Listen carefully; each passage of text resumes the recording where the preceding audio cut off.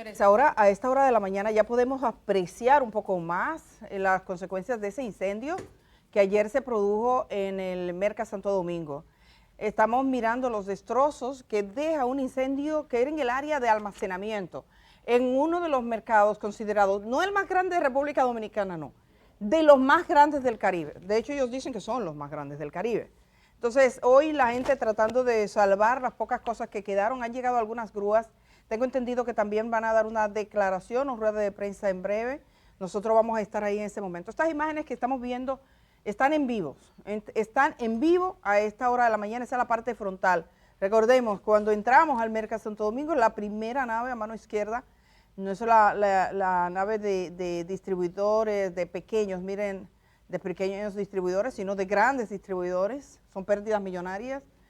Afortunadamente, sin daños humanos, ha transcurrido todo esto. Gracias al equipo de Telenoticias, Telesistema, que está desde primeras horas de la mañana y que nos está permitiendo ver lo que está ocurriendo en vivo. Y gracias también a una ingeniera, evaluadora, estructuralista y profesora universitaria, además académica, ha estado con nosotros en otro momento. La conocimos a raíz de lo ocurrido en el Jet Set. Ella es Frinet Muñoz Espinal. Gracias, Frinet, por estar con nosotros esta mañana. Gracias por la invitación. Bueno, la verdad es que llegas en un día en el que la gente está recordando mucho. Han pasado 2 meses desde que ocurrió la tragedia. Después que estuviste acá, que estuvimos mirando un poco los elementos, no específicos, sino hablando de la evaluación de las estructuras, de cómo se hace, vimos un discurso que daba el fenecido rector de INTEC. Sí, yo soy profesora universitaria. Eres profesora de INTEC. De INTEC, de la Cátedra de Sismo Resistencia. Ah, pues justo, trabaja ese sí, correcto, sí. Y viste lo que decía, en la cultura del dejar hacer. Sí. ¿Qué mensaje nos deja? Terrible, realmente esa es la realidad. Nosotros queremos vivir en ciertos aspectos como países en primer mundo y en tema constructivo. No es porque no tengamos las herramientas ni los profesionales, sino por el tema de dejar, de saltarnos un paso, de creer que dejando de realizar un proceso nos vamos a ahorrar. Y la realidad que no es esa. La realidad es, en mi caso, que me dedico enteramente a esta parte, diseño y evaluaciones de estructura, es muy lamentable porque de 10 estructuras que al mes llegan a mi oficina, 8 o 9 están primero no fueron construidas por profesionales, sino por maestros constructores. Realmente no van a la oficina porque quieran tener una seguridad, sino porque alguien se lo exige. Le detienen la obra, necesitan un seguro. Las aseguradoras están exigiendo este informe.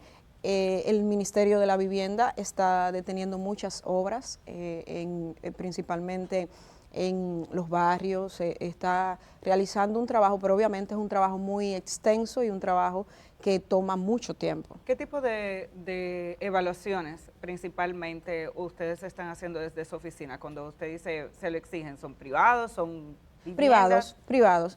Yo también he realizado a escuelas, evaluaciones a escuelas públicas y privadas también. ¿Y cuál es la situación de las escuelas que ha encontrado? Tenemos una situación, es que a nivel de diseño, cumple con todas las características y todos los reglamentos y los códigos vigentes. Cuando tú revisas los planos de las edificaciones, de las escuelas, cumplen con el reglamento R001 que se puso en vigencia a partir del sismo, del terremoto en Haití en el 2011. Pero entonces cuando vamos a hacer las pruebas, entonces hay un tema. Es una dicotomía entre los diseños y posteriormente la supervisión y la ejecución, que entiendo tanto en obras privadas como en públicas, ahí está el gran hándicap, está realmente el problema. Tú vas al MIBET, haces todo el protocolo, te entregan una licencia de construcción, es revisada. Nosotros tenemos todos los reglamentos constructivos y de diseño aquí en reglamentación de construcción. Faltan actualizar algunos reglamentos, pero la tenemos. Tienen los profesionales que revisan, pero entonces hay como una desvinculación cuando se entregan los planos al cliente, el tema de la supervisión y el seguimiento. O sea que una cosa es la que se presenta en planos y otra es la que hacen. Sí, por eso no sé si usted estaba viendo el programa hace unos días y ustedes hablaban de una parte que tiene el Ministerio de la Vivienda, que es los supervisores, la supervisión. Ellos crearon, por la gran cantidad de demanda que tenían, una serie de profesionales, alrededor de 60 empresas que estamos certificados. En mi caso yo también estoy certificada como supervisora técnica privada y veía que la gente se quejaba de que habían aumentado los costos. Okay. La realidad es que la responsabilidad técnica y el nivel que debe de tener un ingeniero que supervisa, los costos todavía, en mi caso, yo encuentro que no son los suficientes. Usted dirá, ¿cómo va a ser? La realidad es que el supervisor él es el que al final tiene la responsabilidad, si supervisa, de que los planos se traduzcan en la construcción. Entonces, si usted no tiene buenos supervisores pagos, entonces, ¿qué va a suceder? Va a haber lo que sucede en la mayoría de las construcciones. Se entrega unos planos y los planos entonces al ejecutarse, muchas veces el constructor, a veces el desarrollador o la persona que lo recibe no construye con la regularidad. Vamos a brindarle un cafecito que Kenia le trae. Gracias. Y aprovechamos. Bueno, hay daños, el incendio puede provocar daños a una estructura. Correcto.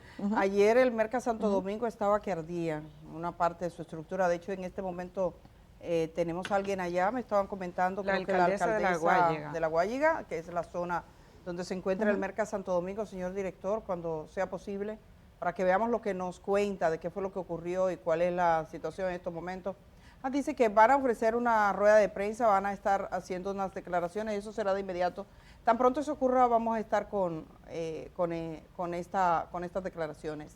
A propósito, Edith, iba a decirle algo del incendio, porque mucha gente habla del incendio que ocurrió en la edificación del Jet Set. Y dice, bueno, como no hay un informe oficial, hay mucha especulación de cuál fue el alcance. Nos hablan de un incendio que fue fuera de la instalación principal, que fue el cuerpo de bomberos que rindió un informe, pero también nos hablan de un edificio que cambió de uso, que era antes un cine. Aunque a veces uno sienta que es reiterativo, hay cosas que hay que decirlas, y hemos visto que incluso hay dueños de discotecas que están haciendo reparaciones ahora, y esto le puede servir. Si ocurre un incendio, como el que ha ocurrido en el Merca, por ejemplo, en una estructura, hay que hacer una evaluación posterior. Correcto, porque el acero cuando ya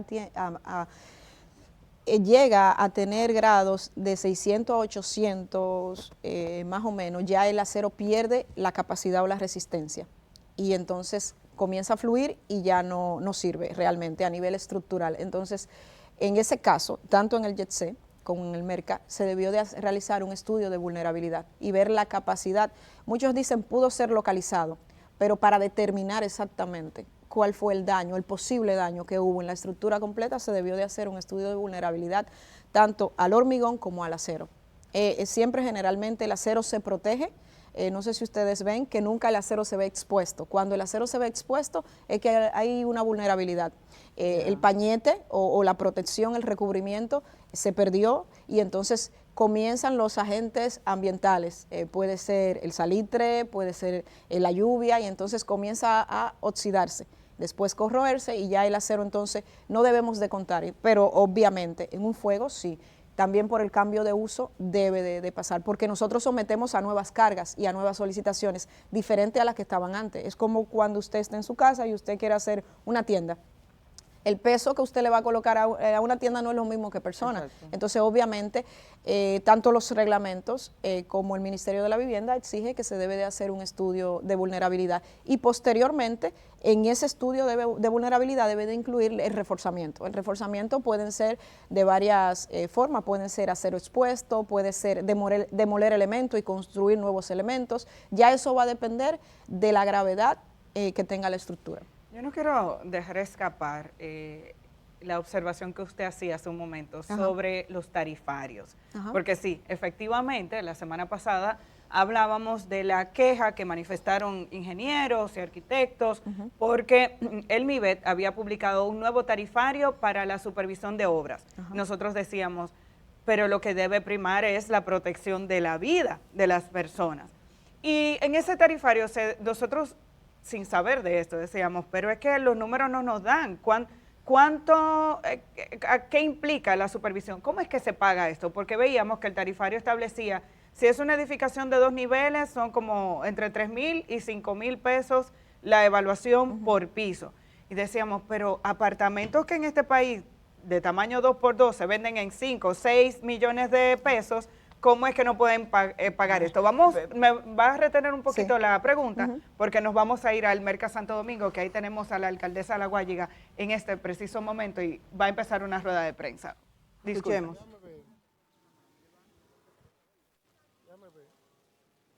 Te lo mando a la flor. Es que no hay, es que no tengo internet. No tengo internet.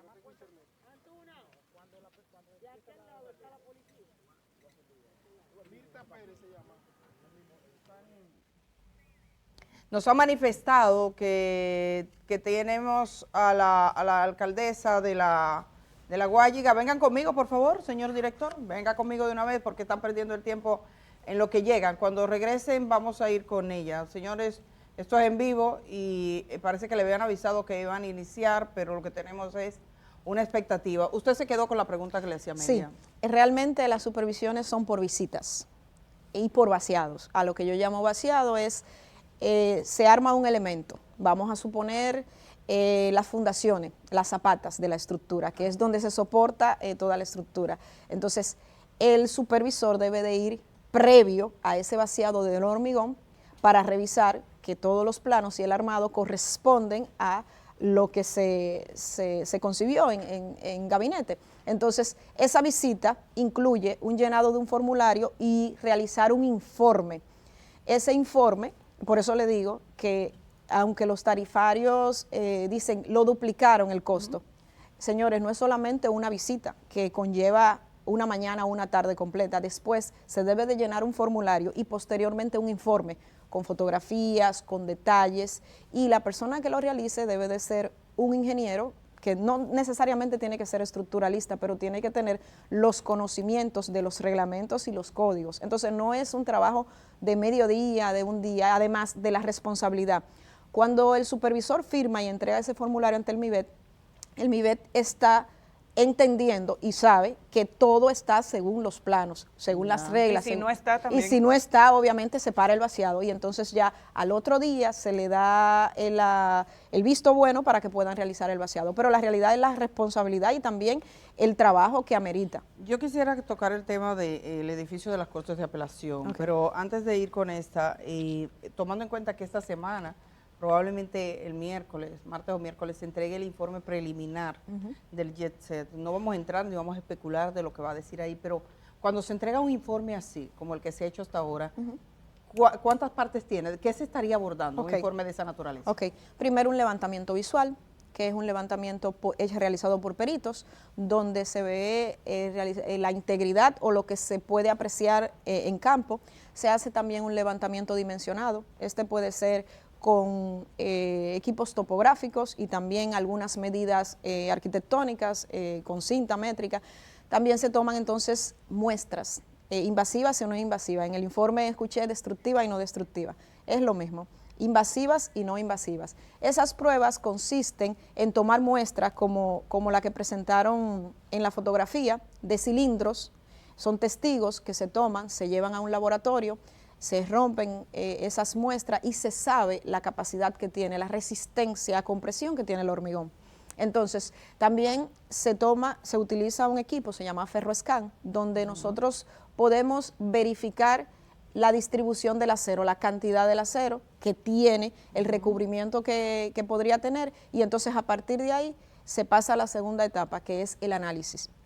Se recrea totalmente con los restos que están, me imagino que en custodia de de la Sí. Procuraduría, más lo que está en campo. La ciudad ganadera. Correcto, entonces se recrea. En muchos casos, y en la mayoría, no se tiene plano generalmente de la edificación, estoy hablando en términos generales, no sé Sí, sí. exactamente, pero cuando no se tiene plano, entonces la auscultación y el detalle es un poquito más avanzado y más integral. Se hacen huecos, vi en la fotografía que ustedes mostraron, a las zapatas, las fundaciones, para saber las dimensiones, las profundidades, que eso es importante en el análisis, y entonces se recrea lo que hay en campo. Nos olvidamos de que no existen planos, de que no tenemos información, sino la información es in situ. Entonces, con esa información, nosotros analizamos la estructura. A partir de esa, se hace un modelo matemático, que es una recreación exacta, lo más aproximada de lo que hay. Entonces, después del análisis, le da unos resultados, unos desplazamientos, unos movimientos, unas fuerzas, unos esfuerzos. Se y a toma en partir de cuenta ahí, la carga interna, por todo, ejemplo, luces, todo, los tinacos. todo. Se toma en cuenta los tinacos, se toma si hay plantas eléctricas, si hay compresores de aire, el tema del fino, que se ha hablado mucho, tanto las cargas vivas como las cargas muertas. Entonces, a partir de esa recreación, nos dan unos movimientos, unos desplazamientos, y entonces hacemos una comparación. El elemento podía soportar hasta cuál y soportó esto. A partir de esas cargas que se superponen. En este caso en específico no se va a hablar de ningún evento externo porque no hubo un sismo, no hubo una tormenta, solamente se va a analizar la estructura para cargas muertas y cargas vivas, todas las que se consideran. Entonces, en ese caso, ¿cómo se tomarían, por ejemplo, los aires acondicionados? Los equipos están ahí, las especificaciones de los fabricantes tienen unos pesos. Están todas las muestras de todos los finos, se mide, se ve el peso específico que tiene cada uno de los elementos y se le aplica a la estructura total. Es una recreación prácticamente exacta. Muchos me dicen, bueno, pero todo se destruyó. Se hace un histórico con fotos más la documentación y los elementos que están en campo. Como el hecho de que se haya dicho que se echaba un fino un recubrimiento, no sé si era un fino, dice que era como un recubrimiento fino, decían.